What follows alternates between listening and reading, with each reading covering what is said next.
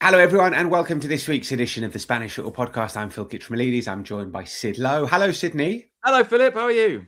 I'm good, my friend. We're recording on Sunday evening because tomorrow it's the start of Semana Santa, the Easter week, and you and I are off on various recreational trips. No work, Sydney, right? No work for a few days. I just think it'd be just working in a different place. Just working in a different place. That is what the Easter holiday is all about for Sydney.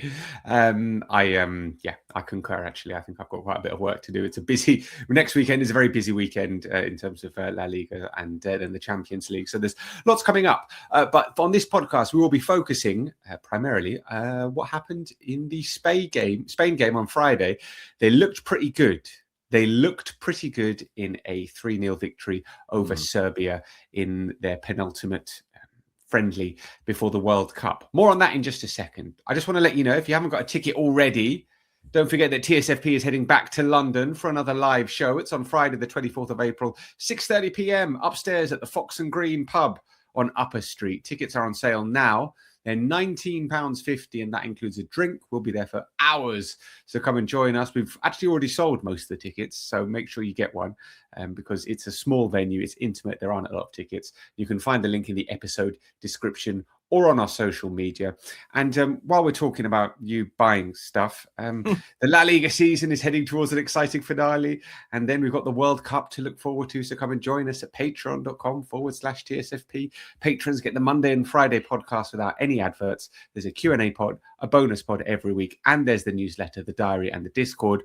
And over the summer, as always, we'll be putting exclusively for patrons. Sid and Al will both be in the USA covering the World Cup. So come and join us. You can sign up from €4.75 a month, or it's even cheaper if you get annual membership. So, Sydney, people getting quite excited about this Spain 3, Serbia 0 result. Obviously, there is a second friendly to come on Tuesday against Egypt, Espanyol Stadium. But this game played at the Estadio de la Cerámica on Friday. It was a pretty strong team, not far off what we would call a first-choice team fielded by Luis de la Fuente. We can go into a couple of the selection choices in just a second. But overall, this was a really, really strong performance. 3 lovely goals, 2 of them scored by Mikel Oyarzabal, the third scored by Victor Munoz, who came off the bench and marked his debut, a really impressive debut, not just with the lovely taken goal, but his overall play as well. And feeling pretty good after this, Sid. Yeah, feeling very good. And to start with the starting 11, as you say, there's a feeling not just that this was a strong side, but that had the World Cup started tomorrow, this might well be the side that they began with, given, of course, the doubts over 1 or 2 of the players' fitnesses, in particular, the absence of Nico Williams, the absence of Fabian Ruiz is really important. And I think so. You look at this and think, given the players available, if the World Cup had started tomorrow, this might well have been the side that started. And that obviously brings us to a handful of positions. And I actually, in a way, want to skip over very quickly, which is why I bring it up first. The incredibly, how do I put this? Sort of over the top debate about the goalkeeping position. I understand there's a debate. I understand that people are talking about it. I understand that it occupies people, but not to the extent that it has. I think there's a couple of other more interesting elements for me in this. And just to start by bringing it to the individuals, which I kind of don't want to do, but I think it's natural to do that because this international break is one in which we're all kind of looking for clues as to what will be the World Cup side, because of course this is the last break before the World Cup. Now, that doesn't necessarily guarantee that everyone who's playing is going to play at the World Cup. And I think I might have mentioned this to you last week. I went to see Roberto Martinez, the Portugal manager, before he named his squad for this. And he actually said, my squad will be lacking some of the players who I absolutely know will be at the World Cup. And that will be precisely why they're lacking, because I know I don't need to look at them. I want to open it up and give myself one last chance to look at a couple of other players first and see them in a national team environment. And Are there any of those? Yes. In the same team? So yes. Well, I've just said I didn't want to get into the goalkeeping debate. I think part of the reason for calling up Joan Garcia now, obviously, is to see him play. He didn't play in this game. I think he probably will get some minutes in the second game. And even if he doesn't, it's an opportunity to see him in that environment, in that dynamics. I think the really significant one, and obviously the way this game was played out, is Victor Munoz. And I'm really concerned now about being very knee-jerk and very immediate about this. But I think Well, what he hold on. did This isn't knee-jerk and immediate because we've seen him all season. all as season, well. exactly. Okay, it was impressive, but we have actually been impressed with him. We've spoken about him before on the podcast as well. So we're not being knee-jerk, Sid. We watch Osasuna matches. A lot of people who are commenting are getting excited and don't necessarily pay as much attention as we do. I think that's absolutely true, by the way. Yes, I agree with you. I just don't want to allow myself to say, wow, one good performance from Victor Munoz, that means he's going. But I think it's more than that. And here, let me explain what I mean by that. So this is an opportunity to see him. I think if you really think there's no chance of him going and you're not opening the door at all, you don't even bother to bring him now. Except, of course, and here comes the big caveat alert, you do need to fill this squad. And you've got quite a lot of players absent from injury. I would say it was, 6 maybe, who would probably go in the summer weren't available this time around. Is that about right? Feels about right, doesn't it? Okay. Or didn't go this time. So Fabian Ruiz, who am I thinking? Fabian Ruiz, I'm thinking Nico Williams, Dani Carvajal, Robert Lenormand. I mean, for what it's worth, I think Carvajal and Lenormand still might not make it at all. No, I think they still might not make it at all. But anyway, there's a handful of players. So it's possible that you kind of bulk out the squad a little bit this time round. Pablo Barrios wasn't available this time. I'm not 100% sure he'll go in the summer, but, there's a few. But I think what happened with Victor Munoz is really interesting for a couple of reasons. One is the quality of the performance. But I think it's also about the personality. So I think there's a possibility that you go into that squad and you feel a bit overawed by it, and he definitely didn't. The other thing I think is about the profile of players. So we've talked quite a bit, haven't we, about what would happen if Nico and or Lamine weren't available. And how one of the things that Luis de la Fuente did before the European Championships, or more to the point, at the start of the European Championships, was to say, you know what, I want both my wingers running at people. And we talked a lot about how going into that Euros, we thought that one of the two would start and the other one wouldn't. That he would probably have an inverted winger, which we've seen with Spain a lot over the years, kind of coming inside, being an extra midfielder, being an extra sort of number 10 coming off the wing and being in that kind of position. And actually, I suppose an Alex Baena figure, for example. Exactly that. Or a Carlos Soler, as we've seen before, or a Fornals, as we've seen before. Lots of those players playing that kind of role. And instead he said, no, I want two going at them. Now, this is why I think Victor Munoz is interesting, because there is still the possibility that Nico doesn't make it. Now, we all think that won't happen. We all hope that doesn't happen. There's still the possibility. And so here is that guy that is the run-at-them winger. So that you don't necessarily have to go for the coming inside winger, which, of course, you see with Alex Baena, for example, in this game, right? The other thing that I think is interesting in this is that I think if you look at Spain over the last, I don't know, what am I thinking, 5 years or so, maybe a bit more, there's always been this sense, even if they don't start, of wanting this kind of winger. So we've seen it with Brian Hill. We've seen it with Brian Zaragoza. We've seen it with Adama Traore. We've seen it with, help me out here, it feels like we've seen it with a handful of these kind of wingers who are a bit more old-style wingers who go at people, but we didn't expect them to start. So I think we've got a bit of that, but we've also got the fact that we've got a coach of the Spanish national team now who likes both of his wingers to do it. So what I mean by this is I think the space for a player of Victor Munoz's profile is probably open. And I think he may well have staked a pretty good claim for it. He came on for Lamine. Yes. And he played on the right. Yes, he did. Yeah. And he's not going to play ahead of Lamine, but I think he could play on the other side if you want people. Oh, he does. People, if you want people. That's what he does. Normally, exactly. Yeah. So he could do it for the Spanish national team. So I think what you've got there is that player who can be one of two wingers running at you, or can be that person who what's the word I'm looking for? It's not really revolutionizes the game, but you know what I mean? Shakes the game up when he comes on. So I think he's a profile of player that actually Luis de la Fuente is probably thinking, yeah, he goes. Because the other thing is, if you do take Nico off the back of a season, which Nico has missed a lot of the season with injuries, you're always going to be in the back of your mind thinking he might not make it through this because it's been a nagging injury. It's been one of those, we've talked about this, that pubalgia, I don't know what you call it in English, sportsman's hernia we came up with, didn't we? That kind of keeps coming back. And of course, Lamine's had the same thing, albeit he looks like he's through it now, touch wood. So I feel like he did himself a really, really, a real favour. I think he's given himself a really good chance of being in the squad for the summer. That's one of them. And do you know who the other player for me was the most interesting? Go on. Rodri. Because I'll be honest with you, I thought Rodrigo Hernandez was going to the World Cup. I had no doubt about that, but I thought he probably wasn't going to play. I thought he probably wasn't going to play because of how well Zubimendi has played this year. And what I thought was interesting about this game is he was given a start. when Zubimendi was available. Now, Zubimendi has now just left the squad, by the way, so he won't play the second game. No. But when Zubimendi was available, he was given a start. Now, you might say, well, that's not a big deal. Well, it is. He hasn't started since the autumn of 24. It's like 18 months since he started. I think Spain have played 14 games since then, and he hasn't started any of them. Obviously, we know that part of that was recovery and injury. So it's the injury time to begin with, and then the recovery time. But what was interesting for me was not just the performance level, which was very good. I think he'd only played 2 games as a sub until this weekend, like kind of 30 minutes and 15 minutes in the 2 games. But you saw the centrality of him to the way they played this weekend. I got the stat, actually. I drew up the stat earlier this afternoon because I was having a look at it. 99 completed passes. On the ball, I think 115 times across the course of the game. Zubimendi then comes on and then completes all of his passes as well. But what I was really struck by was... I would say, completing passes is that's the bare minimum for a Spain midfielder. Of course it is. We're not going to get too excited about that. No, we're not. But it was the control of the game from Rodri and the timing and the tempo of it and all those things that we know he does very well, but we haven't seen him have the chance to do this as a starter for Spain. And the thing that really caught my eye, or more to the point, caught my ear, was what Luis de la Fuente said about him after the game. And he described him as being at the same level he was at before. In fact, better.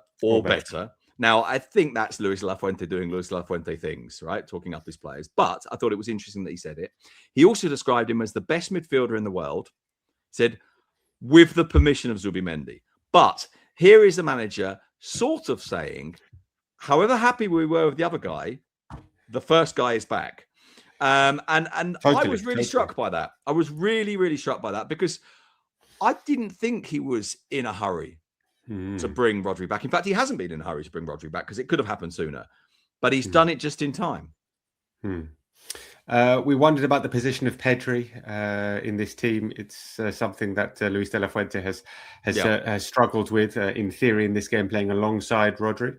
Yes, and I think that's reinforced by what's the word I'm looking for here? By the identity. Is that the right word? Yes, by the identity of the other midfielder, which is Fermín López. Now, we know that Fermín can play the game from a slightly deeper position, but we also know that he's a dynamic person that leads the press from a number 10 position, that chases people down, so when you look at when it's Fermín with Pedri, you feel like it's even more of a statement that Pedri's position is deeper, isn't it, than maybe some of the other options. So if the other midfielder, let's say for argument's sake, the other midfielder was Fabian, or even if the other midfielder was Mikel Merino, you're still saying that Pedri is playing a bit of everything. But when the other midfielder is Fermín, I think you are really clearly saying, or Olmo, it's true, Fermín or Olmo. I think you're very clearly saying, as you say, Pedri is a deep player alongside the Zubimendi or Rodri position. We've got a centre-back pairing, haven't we, Sid? I think you're right. I think we have. And I will be honest. I will be honest with you. I was wondering about the centre-back position, to be honest with you, partly because Lenormand's been poor all year, partly because we thought that Marc Pubille would go to this squad and didn't because of injury, and I felt like he might get one of those positions, partly because Danny Vivian hasn't played particularly well all season. So what was the obvious, or at least some of the obvious candidates, were not that obvious by the time we got to this squad. I think we had 1 or 2 doubts about Kubasi, or I did. I don't necessarily want to speak for everyone else. 1 or 2 doubts about Kubasi. Funnily enough, the player I didn't have any doubts about is Laporte. Because as I think we talked about in the pod in midweek, De La Fuente took him when he was playing in Saudi Arabia, or more to the point, when he wasn't even playing that much in Saudi Arabia and clearly wasn't happy. And I think he's absolutely clear in his mind, De La Fuente, that if Laporte is fit, he plays. And I agree with you. I think this game reinforces that the player alongside him won't be Howson, won't be Lenormand, won't be Danny Vivian. It will be Kubasi, at least to begin with. So I think, this starting 11 is beginning to take a bit of shape, I think. I don't think there no doubts in, Unai Simon is going to start. He is going to start at the World Cup. I'm pretty sure about that. You're pretty sure about that. Most people are. The back four looks like we got it. Llorente and Cucurella are the starting fullbacks. And Marcos Llorente, my God, what a specimen. It's amazing, isn't it? He's just a ridiculous athlete. We've spoken about this before, but what a ridiculous athlete he is. And he just keeps it going. Laporte and Kubasi, the centre-backs. So, a few doubts are beginning to be dispelled. We've got Rodri alongside Pedri, and then a winger position and a number 10 position. And then up front, Mikel Oyarzabal, who is bang in form, Sid. Bang in form. The goals that he scored, he took them so well. Yeah, I mean, look, I would like here to hang the medal upon your shoulders or around your neck, Philip, and on ours as a podcast, because at a time where there's been lots of debate about the number 9 position, we've kept saying this guy just quietly gets on with being brilliant. Like, there shouldn't be a debate. There really shouldn't be. And there has been a little bit. I mean, partly, I was, as you know, I was in San Sebastian on Monday of last week, and talking to the sporting director there, and you know, I have a very bad habit of talking too much and sort of giving my opinion, which maybe I shouldn't. But we're just kind of chatting after we'd done a bit of an interview, and I sort of said to him, "Mikel's amazing, isn't he? Like, and he just kind of gets on with being brilliant, and no one talks about him." And he's like, just, you know, he's just a fantastic player who can do everything, who has no, at least no external, because he must have some internal fire, because you just don't become a great athlete without that, but no external expression of his kind of self-regard. And I just think he's fantastic. He is. And as we said, the goals that he scored were brilliantly taken. He has a really good goal scoring record in the last few months for Spain. And there is no question that he's going to be Spain's starting number 9 at the World Cup. Is there anything else that you would like to talk about, Sid, with regards to Spain before we move on? No, I feel like we've covered it. I do hope, and I still think Luis de la Fuente desperately hopes that Nico Williams will be fit. And I think you're right, by the way. You mentioned Llorente. I feel like it's just a fraction too late now for Dani Carvajal, because I think if he's fully fit, I think he plays. But I just don't know that he's got time now to prove a point, unless, of course, we see an injury to Pedro Porro or to Marcos Llorente. One other thing. There needs to be an injury to Trent as well.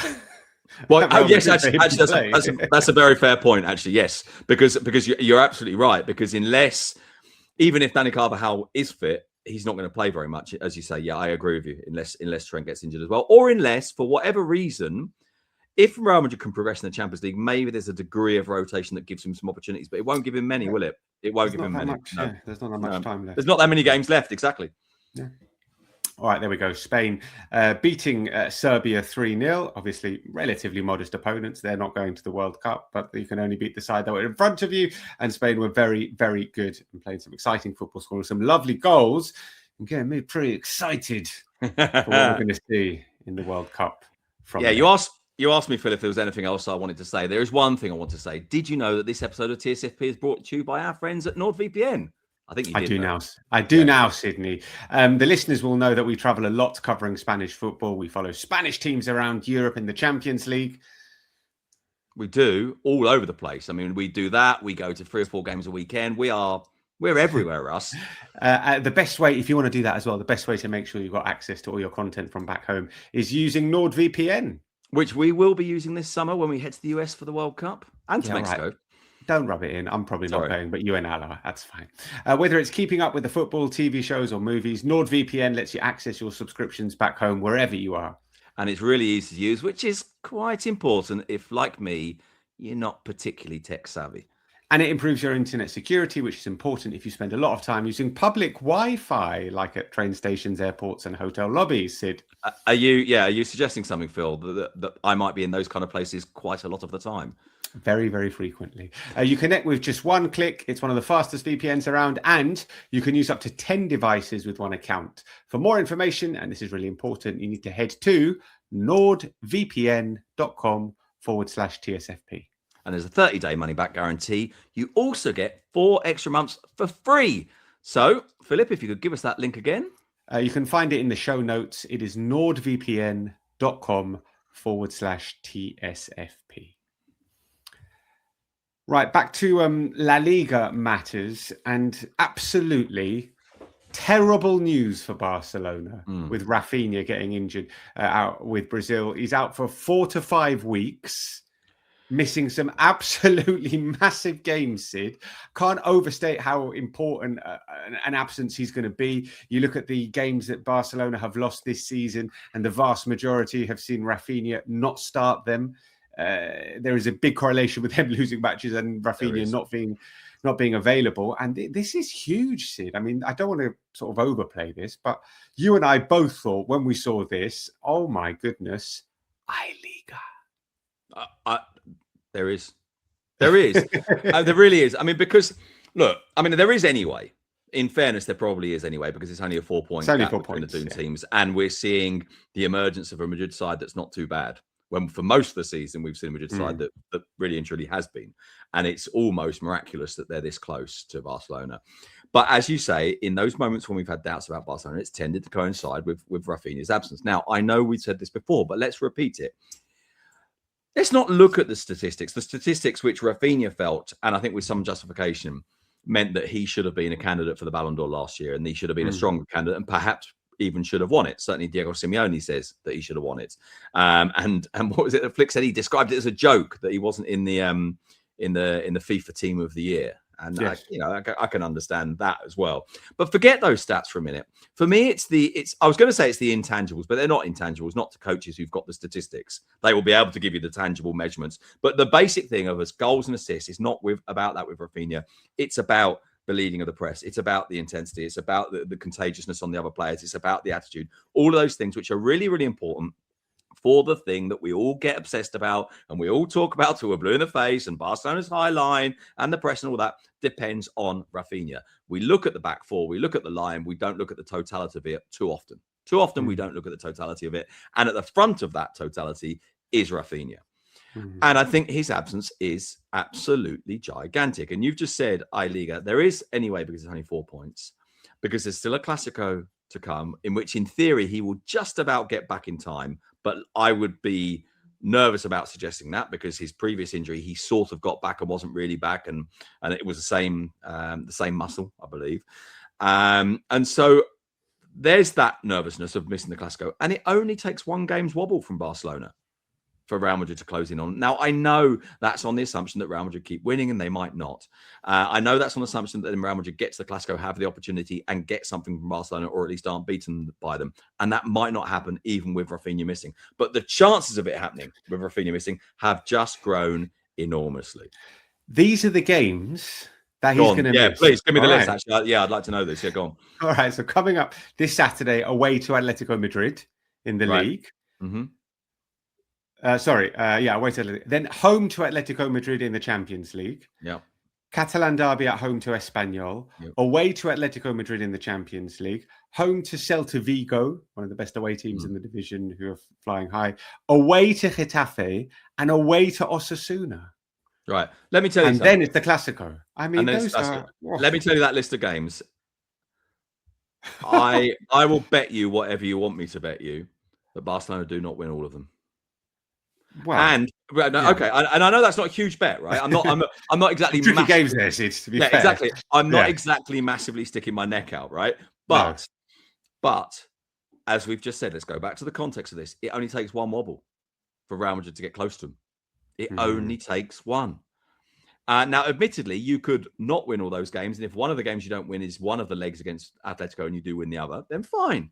If in that time of maybe one wobble or two wobbles in La Liga, Real Madrid have one wobble or two wobbles in La Liga, although their fixture list over the next 6 games is not as tough as that. It's not as tough as that. Then it's fine. And yes, I'm not saying this happens, that they get caught by Real Madrid, but I'm saying you look at that list, you look at the absence of Raphinha, and absolutely, it's plausible. In fact, I think it's probable that we go into Clásico with these two teams a point apart from each other. And it's massive. It is massive. Just reading those games. Exactly. Yeah, and it's the most effective way to do it. Just go through that list and think, okay, which ones of these do they win? Now you can go through them and say, take all of them in isolation, and you might say, yeah, they win that. Yeah, they win that. Yeah, they win that. But put them in a run like that, and you think, oof, indeed. You've just come back from Oviedo, Sid. Tell us what you're doing up there. Well, it's the centennial celebration. You've been there for ages. Well, you know what? you know that I can't remember when we last spoke because it's all been slightly wild. So I was there on Thursday, and I came back to Madrid on Friday morning, and then went up again on Saturday, and now it's Sunday. Obviously, I've just come back again. So I was there for the kind of the centenary celebration game, which was friends of Esteban Suarez against friends of Santi Cazorla in the stadium, and the celebrations around it, and the kind of the fan organized celebrations and stuff. I just want to say at this point that Carlos Marchena, who's a World Cup winner but who was incomplete, is now complete because he scored an absolute golazo at the Tartiere. And Joaquin, who has spent his career providing goals for the best strikers, has finally provided a goal with a cross to the greatest striker of them all. Diego Favero scored a header from a Joaquin cross at the weekend, both of them playing on Santi Cazorla's team. Here's a pub quiz for you. In one day in the future, hopefully, this will be a great question in the pub quiz. This weekend, on Santi Cazorla's team, Santi's son Enzo played. 15 years old. He's very good, He's very, very good. Well, the question one day in the future will be, something along the lines of which father and son duo played, future Spain title-winning, Oviedo-winning players played together, or something or other, It's not going to be a pub question. No, but there is a pub question. I don't actually, I can't remember 100% this, but I've got a feeling that Idagur Johnson came on for his dad in the Icelandic national team. Made his debut replacing his father, which I think is brilliant, isn't it? Yeah, that's a pub quiz question, but yours isn't, I'm afraid. Not yet. Sorry. Unless it's a very specific, nerdy, weird Oviedo pub quiz. Well, I mean, I think I can arrange one of them if you'd like me to. I absolutely do not, but I do not doubt your ability to come up with something like that. Cool. We'll leave it there, guys. There is Spain playing tomorrow on Tuesday against Egypt, and then La Liga returns at the weekend. It's barely been away, has it? I mean, everyone complains about the international break, but I always think, hang on, is it over already? Yes. Well, I mean, to be fair, you've been on a bit of a manic. Yeah, that's true. It's been a manic week for you, Sid, even by your extraordinarily high standards. But yeah, it is match day 29, I think, Sydney, unless I'm very wrong. Match day 29 in La Liga. I think you're right. No, it's 30. It's 30. It's 30. So there's only 8 games left. I love you, Flash, but we only have 8 games to save the world. Maybe Real Oviedo can still save themselves. There's 9 games left, but yeah, it's. Oh, sorry, yes, because 30 is one of the games. Yes, as opposed to there being Yes, wow, we did maths. We did maths right there. We ruined everything by trying to do maths at the very end. We're getting into the part of the show where we realise that we can't count. So it's a good time for us to leave it. But we'll be back on Friday because, of course, we'll be looking ahead on the preview pod to what's coming up on match day 30. There will be a Q&A pod and a bonus pod over at patreon.com/TSFP for our lovely patrons. So come and join us then. It really is not a lot of money for a whole lot of content. And if not, we'll see you on Friday. Adios, amigos. Cheerio.